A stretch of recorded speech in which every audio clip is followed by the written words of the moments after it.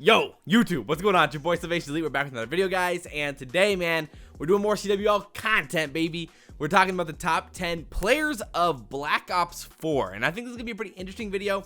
Ironically, I was working on this video yesterday, and I checked the COD subreddit, and I'm like, oh my word, there's literally a poll about this on the subreddit right now. That's pretty crazy. But yeah, I was literally just looking up like highlights and going through some footage and everything else, and then I checked the subreddit and I'm like, dude, that's crazy. I mean, basically these next few days or weeks we're gonna be going through a handful of different things, a little bit of Black Ops 4 content. I'm gonna go back and play some of the old CODs and do some like competitive videos in the past.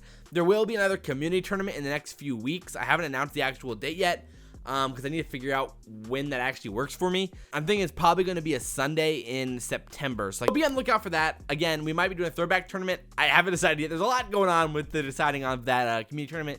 It's been a busy few weeks, so I haven't had enough time to really go through it yet, but I will be doing that in the next week or two. So with that finally said, let's get into the top 10 players. I'm not sure how long this will take, but we're just going to go through each player a little bit, talk about them just a wee bit, and see how it goes. So basically how we're judging this list is the top 10 players of Black Ops 4.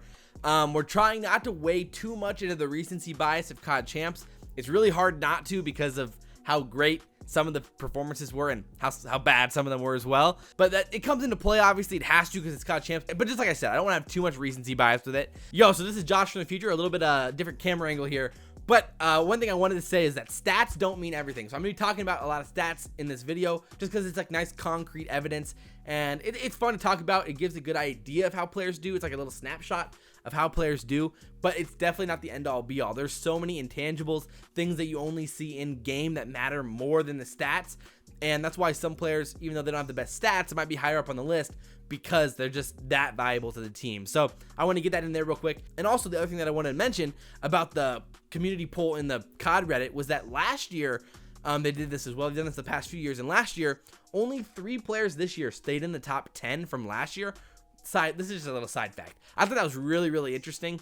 And it's just crazy how much changes. So when we're talking about these guys in this video, just know that in like 4 months, 5 months, you know, this list could be completely different for Modern Warfare. And there will be guys in Modern Warfare who are absolutely insane who aren't on the list right now or aren't in this top 10. So keep that in mind. But with that said, let's keep going with the video. Coming in at number 10 with it is Brack, baby. The man, the myth, the legend. Incredibly young player with LG now. He went through a few teams throughout the year. If you guys are seeing, this is the stat sheet that we came out with. His Reddit user Crickhead came in real clutch with these like player profiles going through the whole season stats. So that's what we're looking at today, man.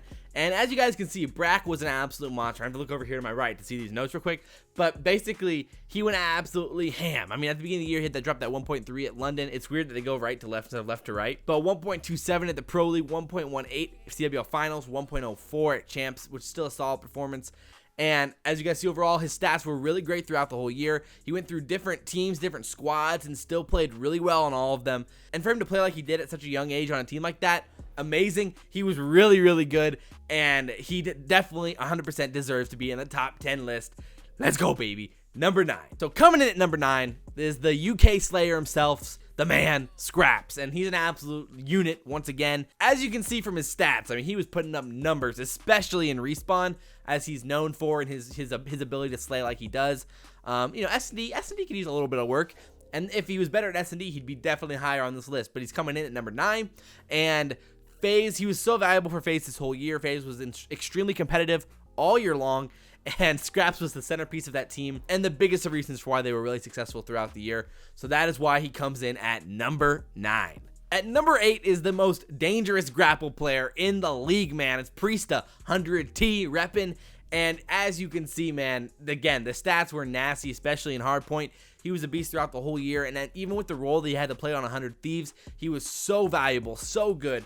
I mean, you can see their turnaround when they added Priestahh and Crowder. They went from being like a below average hardpoint team to being the best hardpoint team, and Priestahh had a lot to do with that. He was a unit throughout the whole season, dominating with the SOG in his hand. So extremely valuable to 100 Thieves success throughout the year. 100% worthy of the 8th spot, and he easily could have been higher on this list because of just how good he naturally is. So with the number 7 spot, we got another beast in here. All these players in the top 10 are absolute monsters, but Envoy had his moments throughout the year. He would have been so much higher on this list if it wasn't for COD Champs. I mean, before Champs, everybody had Envoy as one of the top 5 for sure players in the league. And so now he's dropped a few spots. He's hit 7 in this list because, I mean, that Champs performance from all of Gen G and Envoy as well was tragic. As you guys can see that, I mean, he dropped a 0.79. And it's just rough, man. It's just real rough. If you can get past that Champs performance and look back at what he did throughout this whole season, he was an absolute monster. And I said this story after Anaheim, but I was in a warm-up lobby with him when I was at Anaheim just reffing because I was just hopped into a lobby to play because I had some free time. And Envoy hopped in as well. And there was like also other pros in there as well, but Envoy was the guy who I could not kill. He was insane. I mean, that was at Miami, so that was the Pro League Finals. He dropped a 1.29. I mean, he was going off the whole event, and he was an absolute beast. So sucks because they played so bad at Champs where it's hard to rank him now. But if you look at some of those stats, like his score per minute in control, his damage per minute in hardpoint, they are insanely elite at the 99th percentile in those stats. And he was doing it for his squad the whole year. So, I mean, Envoy, worthy top 7 player. And it really sucks that he's not higher. So number 6, just barely missing out on the top 5, another 100T mastermind. Slasher comes in at number 6, and again, a leader in game, and I mean, an absolute force to be reckoned with an AR in hand. He is scary when he's on and really playing well, and he was consistent the whole year. You know, him and Octane, which, you know, he might just show up here in a second, maybe a little spoiler, but Slasher was so consistent all year long, and you can see those stats again. I mean, his kill death ratio in control was elite. His damage per minute in hardpoint, elite. His damage per round in search was really, really good. And across the board, KD-wise, he was great. And again, I just want to emphasize, like I said earlier, stats are not the whole picture. They're actually only like a small part of the picture. And so it's hard to always tell with stats how players are performing. But it is a fun way to get an easy, quick snapshot of how they're playing. And it is, you know, important in some instances to see the stats. And when you're looking at like the overall stats like this, it's more telling than just a KD. Because KD is definitely not telling if someone is really playing great. And there's a lot more to it than just KD. Slasher was putting up stats all over the boards and extremely valuable for his team as well. 100T could not have done what they did this year without Slasher. And he was just a great player all year long, and 100% another worthy spot in the top 10. So this one might be the most, I don't know, controversial maybe pick of them all, because some people are really, really high on this man. And hey, there's a lot of reason why. He's a champion now. He's a COD champion. He's got a ring. He's young. And he's a duo with Simp. It's Abezy. And he is the first player in the top 5. 19 years old. An SMG monster. And if you look at the stats, he was solid all year long. And especially in control, played incredible. And those KDs kept getting better and better, and he played insane at Champs. I mean, all of United did, but Abezy specifically really improved a ton at Champs, and I thought he played an incredible event, by far his best of the year, and that was really, really good to see. I mean, again, Abezy, so much potential. This is a little bit more recency bias than some of the other ones. I think he could be a little bit lower. Like, you could put Slasher, maybe Priestahh ahead of him as well.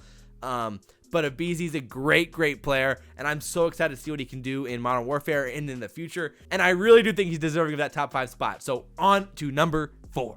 At number 4, man, it's debatably the scariest player in the league when he is on, and that is Dylan. Dylan COD, Reciprocity, the Reciprocity Slayer all year long, and he was, I mean, insane at times and really good all the time. Just look at those stats, man. They're insane. That score per minute, that damage per minute in hardpoint, that score per minute in control, like, ridiculous. His ability to get up on the scoreboards, do a lot of damage. With how fast he played, his ability to be all over the map at once, seemingly, Dylan was really good basically all year long, and Reciprocity could not have been, would have not been even close to successful as they were if they didn't have Dylan on that team. Dylan is going to be getting some cash next year on a franchise team. So now, the top 3. He was foreshadowed just a few minutes ago, but Octane comes in at number 3. He was the best AR all year long when it comes to just being consistent, playing well, being the rock for 100T at the back, anchoring when he needed to, doing every job for 100T that he needed to do.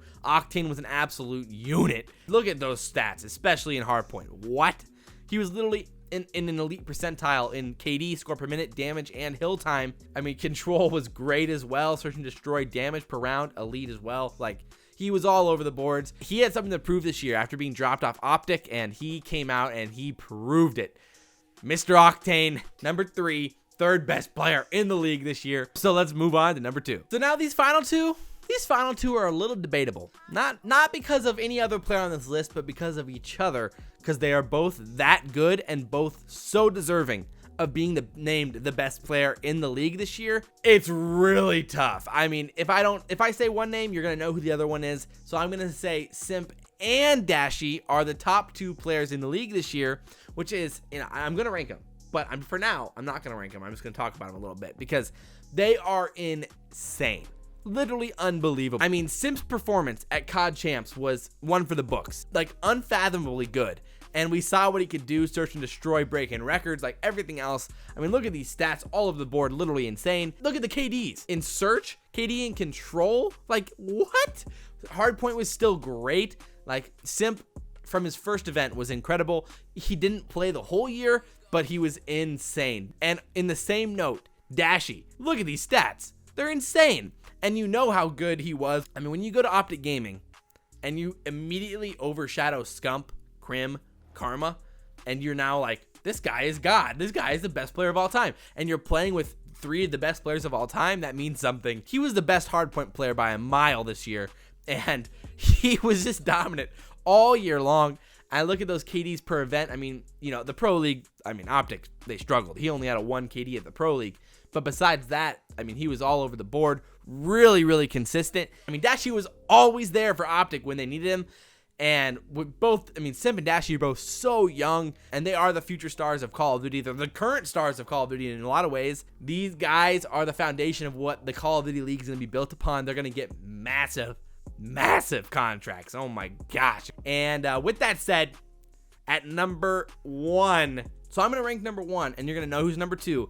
But I mean, I'm telling you, this is like, they're both this good, and they are 100% a tier above everyone else. So it's like, if I rank one number 1, rank one number 2, there's no disrespect to either of these guys, but by a hair, I'm going to give Dashy the number 1 spot, the best player in Call of Duty Black Ops 4. Though not a back-to-back champion like Simp, not a COD champ like Simp, Dashy was just the rock that OpTic Gaming needed. And even though they were only able to win 1 event, he was so good all year long. And we saw at Champs, he's that good. You know, he was one of the best players in World War II. He comes out, and out of all the players in World War II who were the best, he was the best player out of those lists. Now, Dashy keeps this up. I mean, my goodness, I don't know what the future could hold for this man. He is unstoppable. Simp's a great player, man. I know I could talk about this even longer and just go on forever and ever, but this video has to stop at some point. So I really appreciate you guys coming out for the vid. If you guys enjoy the video, like, comment, and subscribe. Share the video if you guys really enjoy it. I'm trying to do this long term. I cannot do that with you guys, so I really, really appreciate all the support. But as always, guys, we're more SalvationsElite, and we'll see you next time. I'm out.